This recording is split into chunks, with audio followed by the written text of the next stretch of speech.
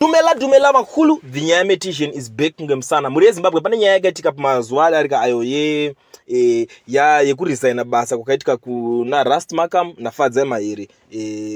So panapa chiri kuitika nechekudai so. Fadzayi Mahere man president Rust Markham kunana Borodo ikoko. So chiri kuitika panapa nechekudai so. President Mnangagwa vatorivisa kuti ayo takuda kumhanya imwe election. Panofanira kuitwa mamwe elections panapa. But election iri richakosta 1.5 million ndo mari ichashandiswa neZEC. So apa iri kunzi rinofanira kutarisirwa kunge richiitwa 27 kubvumbi ndo panotarisirwa kunzi election iri richange richiitwa pakutsvagwa mumiririri wenzvimbo idzodzo kozi since vanhu ava vakasiya basa kwakutorwa imwe by election kuitwa ichakosta 1.5 million. Apa kusaziva manje kuti by election iri riri kuitwa kuda kutesta kuda kuona kuti timu rana chamisa manje vane plan iri kana vane imwe party zvoshova vari kutanga vobva obvious ana Mahere vachadzoka vachita se vachinonyoresa mazita avo kuti vadzokere muparliament Mahere naMarkham oro kana kuti zvinenge zvakangovharana. Amen. Muri Zimbabwe let's wait and see tichongoona kuti chii chichaitika zvichamira sei kana kuti zvichapera sei ipapo kana kuti vachangosiyawo zvichingoenda zvakadaro vozomirira pasizoni inoteera since pane rumors rekunzi kune fresh election and stuff.